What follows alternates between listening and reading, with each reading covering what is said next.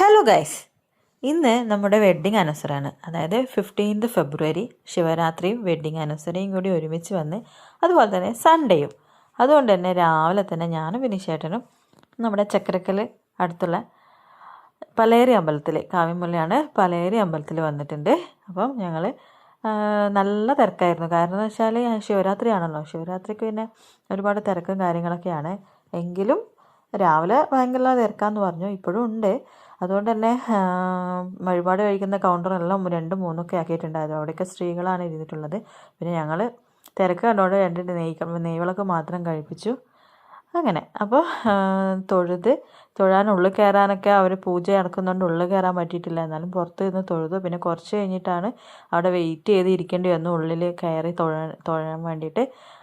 അങ്ങനെ അപ്പം നല്ല ക്യൂ പോലെ തന്നെ ആയിരുന്നു. എങ്കിലും തിരക്കുണ്ടായിരുന്നു, അത്യാവശ്യം തിരക്കും കാര്യങ്ങളൊക്കെ ഉണ്ടായിരുന്നു.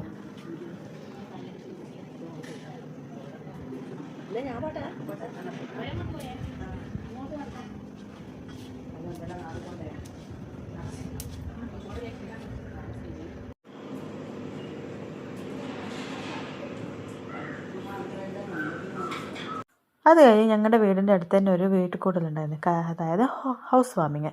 ഞങ്ങളുടെ തൊട്ടടുത്ത് തന്നെയായിരുന്നു. അവിടെ ഒരു ഹൗസ് വാമിങ്ങിന് പോയതാണ്. ഞാനും മോനും വിനീഷേട്ടനും, പിന്നെ ഋഷയുടെ ഹസ്ബൻഡ് വിനീഷേട്ടൻ, അവർ, പിന്നെ നമ്മളെ രത്നീച്ചി, എൻ്റെ കൂടെ എല്ലാ പരിപാടിക്കും ഞങ്ങൾ ഒരുമിച്ചാണ് പോകാറ്.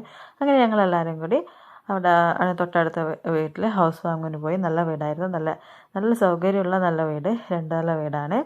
ഇതാണ് മുകൾ ഭാഗം വീടിൻ്റെ.